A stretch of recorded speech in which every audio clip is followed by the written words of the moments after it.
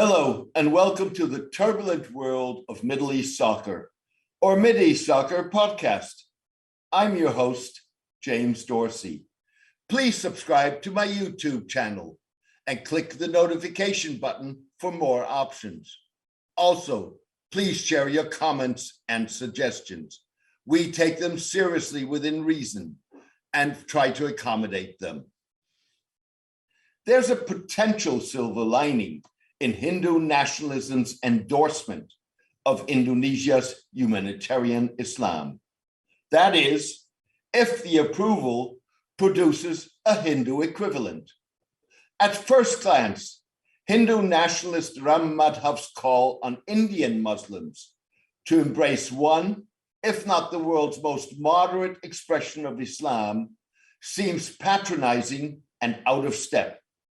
Mr. Madhav is a member of the executive of the RSS, an almost century-old militant right-wing Hindu nationalist paramilitary volunteer organization, a former National Secretary General of India's ruling BJP party, and a close associate of Prime Minister Narendra Modi.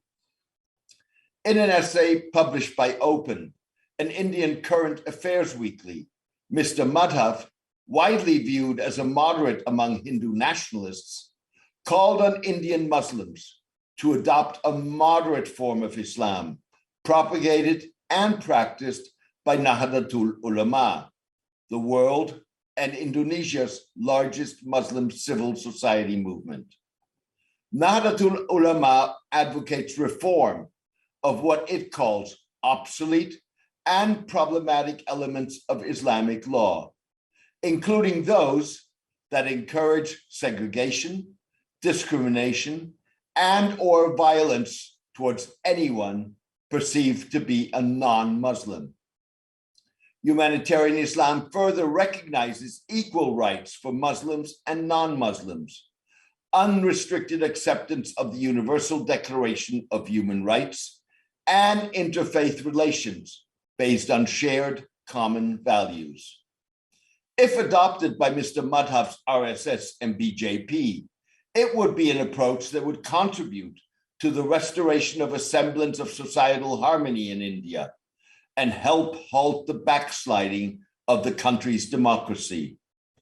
Several Nahdlatul Ulama associated bodies welcomed Mr. Madhav's endorsement as an opportunity to place humanitarianism at the heart of interaction between different faith groups, regardless of religion and across different sectors of society, ranging from mass organizations to governments, in order to promote peaceful coexistence and enshrine equal rights before the law.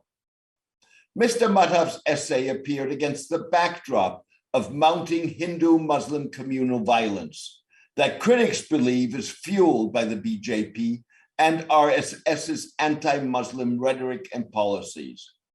Muslims account for 14% of India's 1.4 billion population. Last week, the Delhi working-class neighborhood of Jahangirpur witnessed some of the latest incidents. Riots erupted when participants in a Hindu procession allegedly brandished weapons and chanted anti-Muslim slogans as they passed through predominantly Muslim areas. There was chaos, said Sudarshan Prasad, a 71-year-old Hindu. I've always lived here in peace. This has not happened in the last 40 years. Days later, authorities imposed a curfew and cut off internet connections in an area of Jodhpur, the capital of northern India's Rajasthan state, following altercations between the Hindu and Muslim communities. The crackdown occurred as Muslims celebrated Eid al-Fitr, the holiday at the end of Ramadan, and Hindus commemorated the festival of Parashuram Jayanti. At about the same time, tension was building in the state of Maharashtra, home to India's financial capital, Mumbai, after Hindu leaders demanded that Muslims remove loudspeakers from their mosques because the call to prayer constitutes noise pollution. Bucking the trend, one Hindu village in the state gifted a loudspeaker to the mosque in a neighboring Muslim hamlet as a gesture of harmony. In his essay, Mr. Madhav insisted that the RSS had distanced itself from violent language and talk of annihilation of an entire community that he termed un-Hindu. Even so, Mr. Madhav went on to say that the Indian social leadership needs to stand up to forces of hatred and violence by invoking peace, inclusive, and a nation-first narrative. India's narrative of the decade should be, it's the economy, stupid. The onus lies on all of us. In an interview with the author, Mr. Madhav insisted, but there is no such organized ideological or philosophical movement that proclaims exclusivity. Mr. Madhav argued further that there was no difference between Hinduism and Hindutva, the Hindu nationalism of the BJP and the RSS. However, he conceded. When it confronted with very hardline things like Wahhabism, it created some kind of a reaction in some sections, possibly, but Hindutva is not about that. Hindutva is about core Hindu values. Mr. Madhav's reference to Wahhabism was to a Saudi-inspired, austere, ultra-conservative, and supremacist interpretation of Islam. Mr. Madhav acknowledged that Hindu-Muslim tensions would undermine Indian efforts to ensure that the country witnesses the kind of transformative economic growth that China experienced in the 1980s, asserting that the leadership of Indian Muslims, the world's third largest Muslim community and its biggest Muslim minority, adhered to Wahhabism.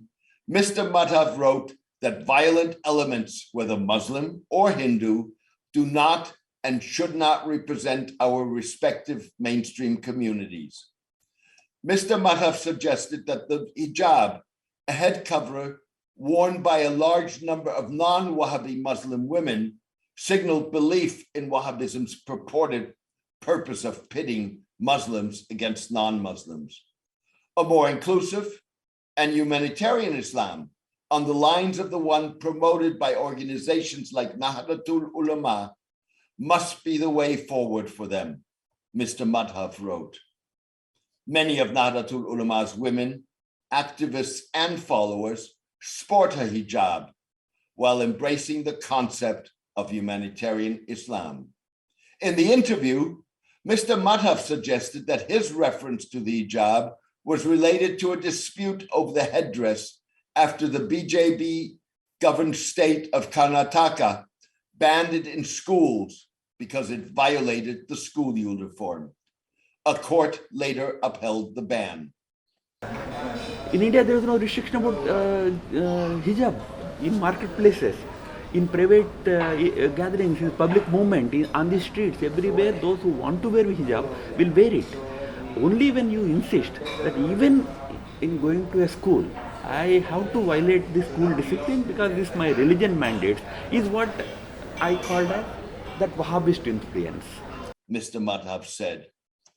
In 2020, Mr. Madhav met with senior Nahdlatul Ulama leaders on the sidelines of an executive committee meeting of the conservative centrist Democratic International, CDI, the world's largest alliance of political parties, hosted in the Javan city of Yogyakarta by the Indonesian movement's political party, National Awakening Party, PKB.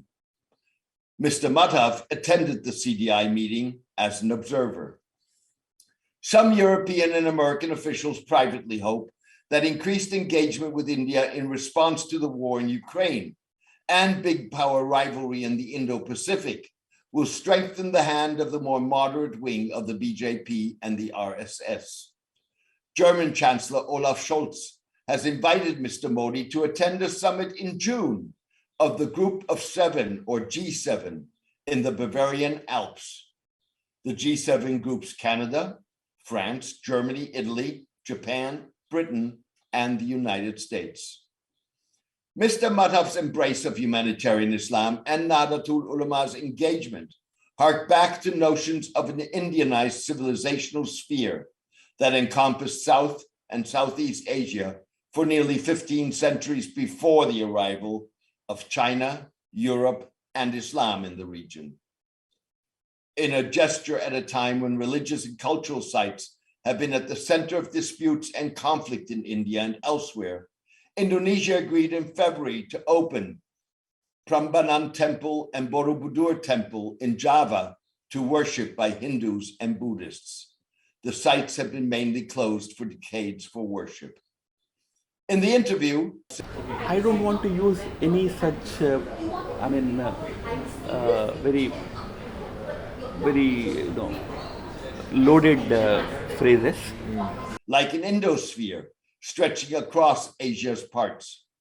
However, see, we all share certain civilizational values, whether it is Hinduism or it is Buddhism. In India, we have religions like Sikhism, Jainism, and we have Islam with Eastern, value system like Indonesian Islam and all that. Mr. Madhav suggested, so maybe we all can stand up and talk about these values that we all should espouse and we all should commit ourselves to. Those values include respect for pluralism, inclusivity, commitment to the nation-state idea. You need to have, in other words, what you call as patriotism, nation-state idea. If some such thing can be worked out jointly, we would be definitely happy to do that. Thank you for joining me today. I hope you enjoyed the podcast. A written version of this podcast is on my blog, The Turbulent World of Middle East Soccer, at www.jamesmdorsey.net. Please join me for my next podcast in the coming days. All the best and take care.